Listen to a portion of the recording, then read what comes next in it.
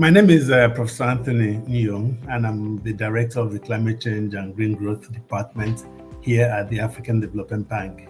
In this role, it is my responsibility to see to the delivery of all the bank's corporate targets on climate change. These include ensuring that climate change and green growth are mainstreamed into all of the bank's investments.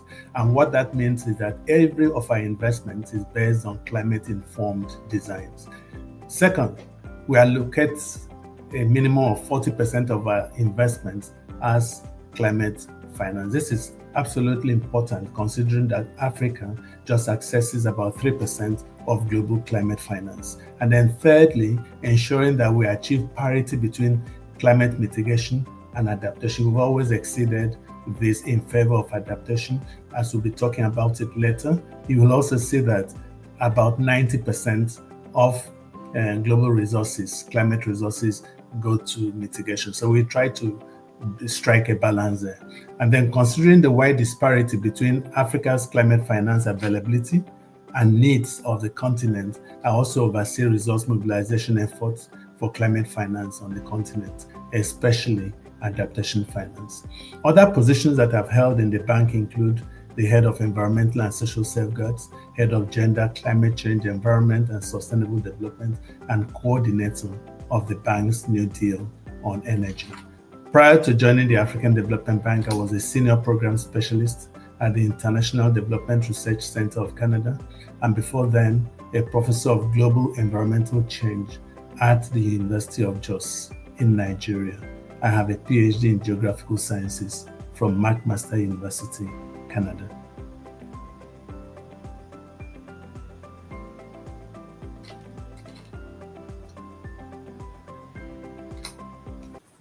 Global climate finance is skewed in favor of mitigation, like I mentioned, with only 5% of it going towards adaptation. Adaptation is generally seen as a public global good and has not been able to leverage the resources needed from the private sector.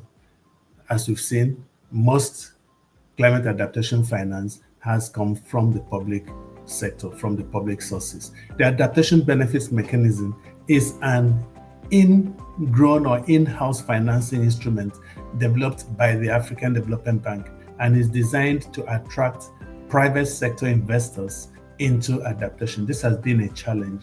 It is cited as an example of a non-market mechanism in Article 6 Rulebook of the United Nations Framework Convention on Climate Change.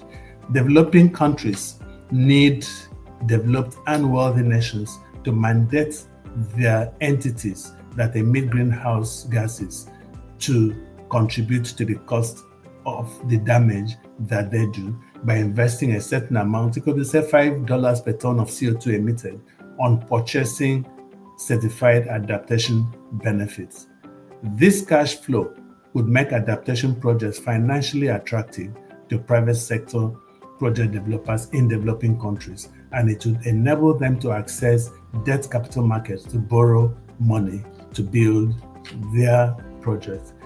This initiative, the adaptation benefits mechanism, is a transformational proposal as the need for adaptation increases with the level of emissions and global warming. So the simple trick is the more you emit, the more you cause the damage, the more people need to adapt. So when you put in money for mitigation, you should also put in money for adaptation. Like we've said, the ABM, the adaptation benefit mechanism, presents an opportunity to parties to take a major step towards balancing investment in adaptation and mitigation. And interestingly, in November 2024, at the margins of the 12th World Urban Forum in Cairo, the adaptation benefit mechanism won the special jury grand prize at the inaugural Finance Your Cities Innovation Awards, hosted by the Global Fund for Cities Development and supported by, among others, the European Commission and France. The jury declared the adaptation benefit mechanism to be the most inspiring innovation in urban climate finance.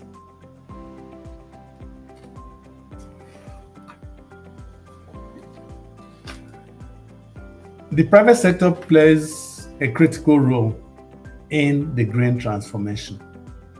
in the green transition generally. While governments and development institutions provide the foundation, private sector investments bring the innovations, the technology, and scalability needed to drive real impact. From climate resilient agriculture to green buildings and renewable energy, the private sector can turn climate challenges into business opportunities. This is the bank's and Africa's narrative.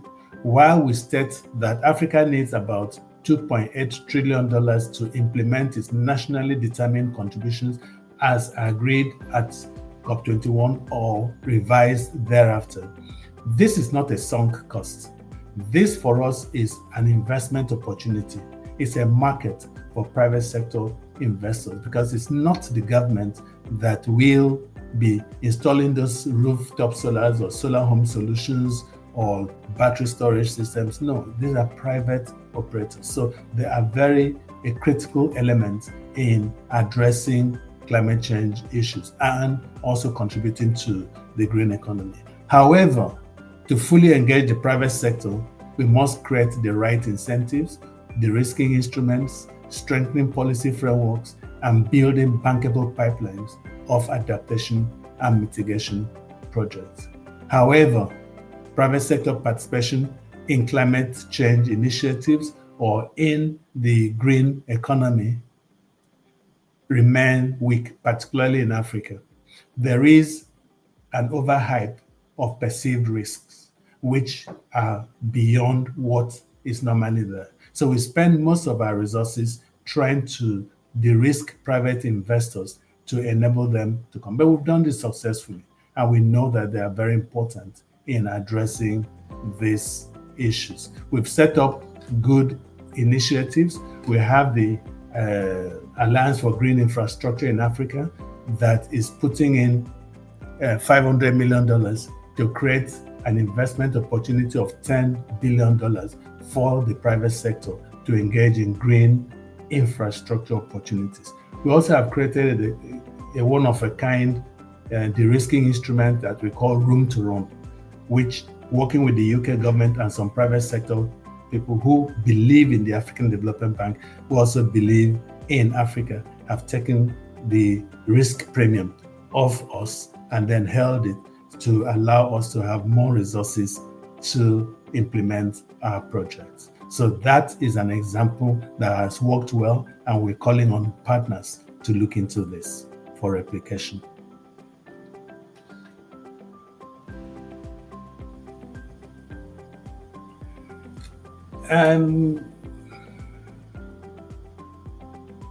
Yes, virtually, I can tell you that Africa it's a land of opportunities for investors.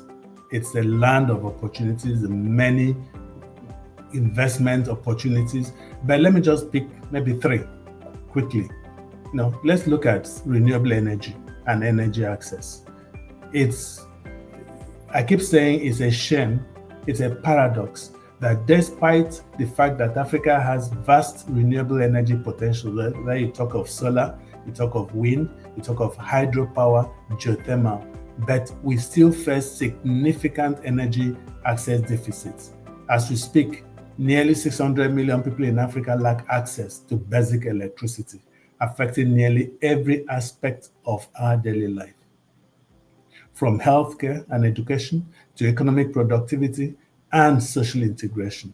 The African Development Bank recognizes this and is prioritizing energy access. For instance, through the Mission 300, which we're implementing, along with the World Bank and other DFIs, development finance institutions, to provide renewable energy access, including clean cooking, to 300 million households in Africa by 2030. This is going to be transformational. When you speak to most CEOs in Africa, their greatest challenge and impediment to making their businesses profitable is electricity, limited access, whether to health, whether to education. So that, to me, would be important. The second one that I would consider is sustainable agriculture and food security. Agriculture is a key economic driver in Africa, employing a large proportion of the population. Over 280 million people in Africa, that's about 20% of the population, are undernourished. This is an increase of about 57 million people since COVID-19 pandemic began. More than a billion people are unable to afford a healthy diet. Around 30% of the children are stunted because of malnutrition. Yet we have such surplus arable land. We have great opportunities. So climate resilient agricultural practices and irrigation systems can boost productivity and adapt to climate change. Here at the African Development Bank, we are supporting climate smart agriculture, and we're implementing the innovative technologies for Africa's agricultural transformation that is providing drought resistant and heat tolerant crops, for instance, or seeds, to local farmers. That has ultimately increased productivity and income by almost 50%. Let me add one more, and that is in the water, sanitation, and hygiene sector, where we see that access to clean water and sanitation remains a significant challenge in many African countries, affecting health and productivity. According to the 2023 Africa Sustainable Development Report, over 400 million Africans still lack access to safe water, and almost 75% don't benefit from safely managed sanitation services. This is huge, and with climate change, this is going to get worse. But if we invest in this sector through the green economy, we would have solved economic problems, solved human dimension, health problems, and then positioned the African continent on the forefront for sustainable development.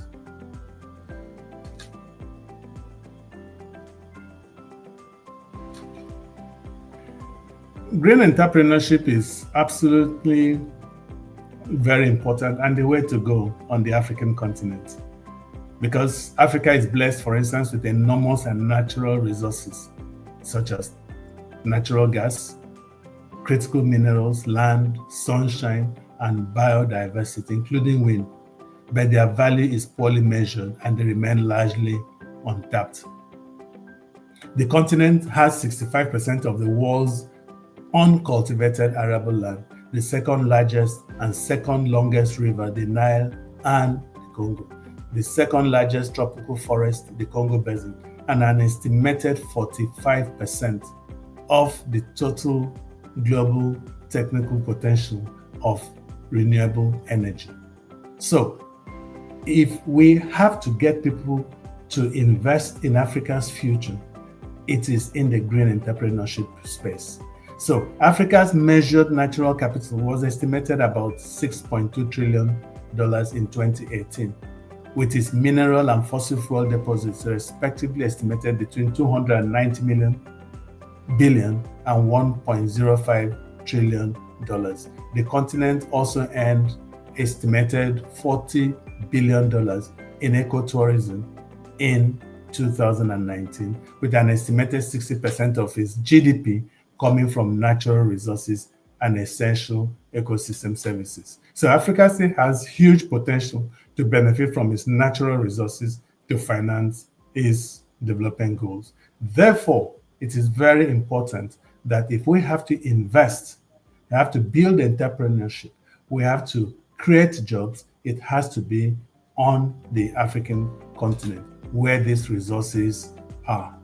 And the green entrepreneurship in Africa is important to drive the transition to a more sustainable economy in Africa. Gone are the days of coal, going are the days of fossil fuel. We are in a new era, and Africa has what it takes to drive that new agenda. However, while green economy holds immense potential to drive Africa's transition to a sustainable and inclusive green economy, several critical challenges and obstacles remain. And some of these include limited access to finance. It costs money. Second is the high perceived risk, which I've talked about, that when you mention Africa, everyone just thinks about risks, which is really not true, because studies have shown that the continent has been the least in defaulting honoring loans or pledges or being able to pay back loans that is taken. And the third is the lack of appropriately tailored financial instruments.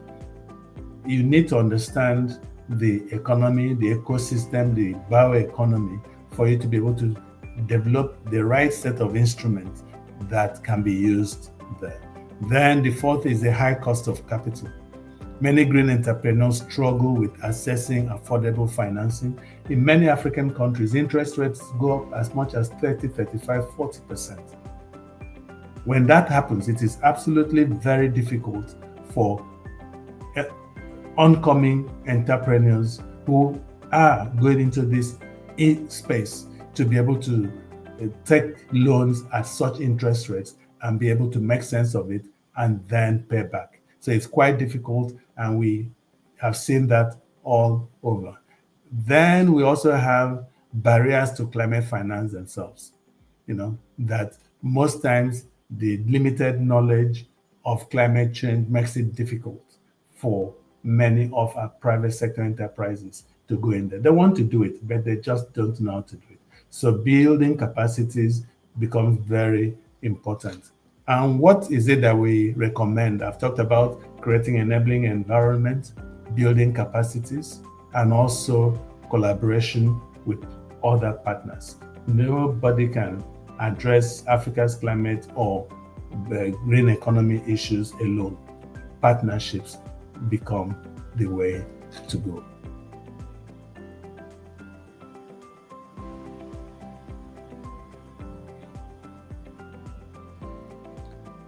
Yes, it's an honor to join you at Africa's Green Economy Summit, a platform dedicated to unlocking climate finance and accelerating resilience across our dear continent.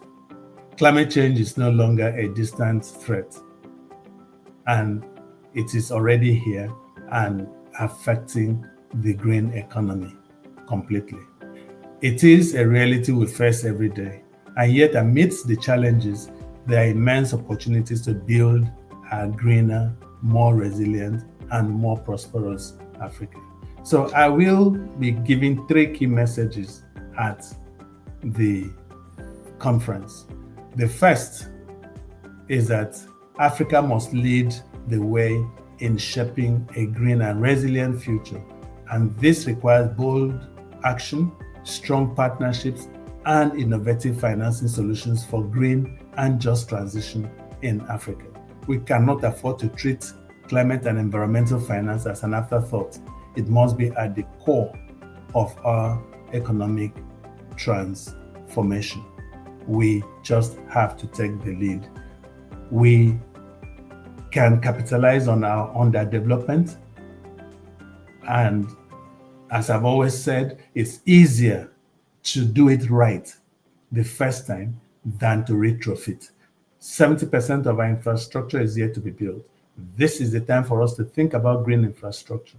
This is the time for us to think about resilient infrastructure and do it right than to retrofit. So we have that advantage.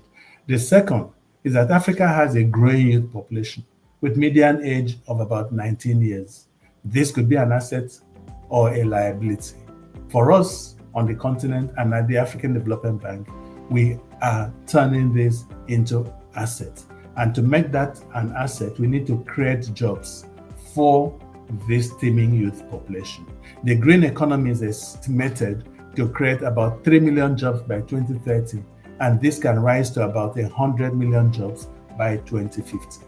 This is where we should be investing, and we believe if we do this and create jobs and create entrepreneurship and build and support small and medium-scale enterprises, it will be the way for us to go. And thirdly, the African Development Bank is supporting the African continent in this direction. We're not just talking. We have launched the Youth Adapt program that creates access to finance for our youth to enable them to invest. And we've created the Youth Entrepreneurship Investment Bank to support youths and SMEs. The Youth Entrepreneurship Investment Bank is the future to unlock green finance to stimulate green entrepreneurship in the continent and for our youth. So it is very important that we consider this.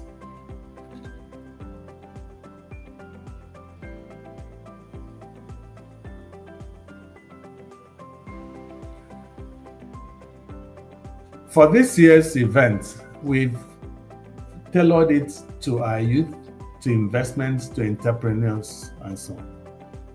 And for us, this event is very important because, like I've said, many things are happening across the continent. People are doing their things and learning lessons and working. This event, and my expectation is that it will bring together, partners. It will bring together ideas. What is working where? What needs to work where can we leverage? What can we do differently? So those are the expectations. It's not going to be a talk shop.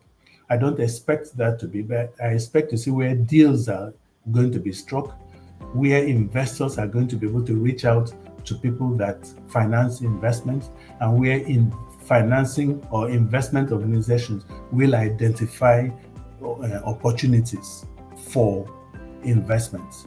As a platinum sponsor for the event, the African Development Bank will demonstrate its leadership role in supporting Africa's climate resilience, low carbon development, and just energy transitions through the bank's investments in renewable energy efficiency, smart grids, and smart infrastructure and cities. So that's our expectation, that all these opportunities will be brought on the table, and then we will have concrete deals that would have been made regarding investments and solutions.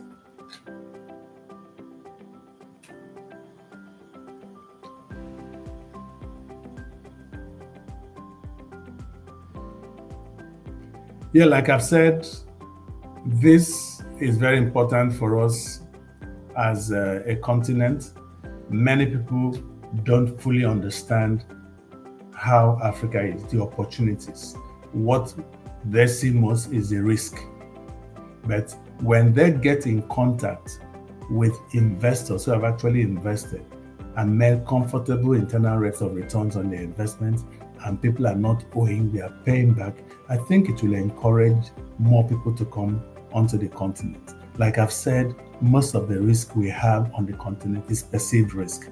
We don't really understand where that is coming from. But when we meet with other people who are investing, we can share experiences and create opportunities. One thing I've always said is that M-Pesa, that became the foundation of mobile money, was created somewhere in Africa. And I believe that somewhere through these events, we are going to have several other M-Pesas in other sectors of the economy.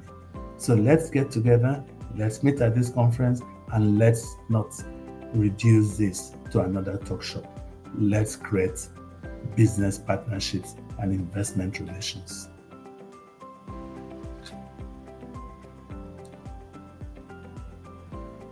Yeah, let me leave you with this. Africa's green transition is not just about finance, but also technology and capacity development. It's also about ambition, it's about vision, it's about action. By mobilizing the right resources and empowering our youths, investing in the right solutions, and fostering the right partnerships, we can create a climate resilient Africa that strives for generations to come. Africa lost out in the first industrial revolution. We lost out in the second. We tried to peep into the third. The fourth industrial revolution has gone far. The fifth is starting. The fifth is about where we are. Africa cannot afford to play tag along in this fourth and fifth industrial revolution. The green economy puts us at an advantage because that will form the focus of the fifth industrial revolution. We need to be in the limelight. We need to lead from the front. And that's what I believe this summit will deliver. I thank you.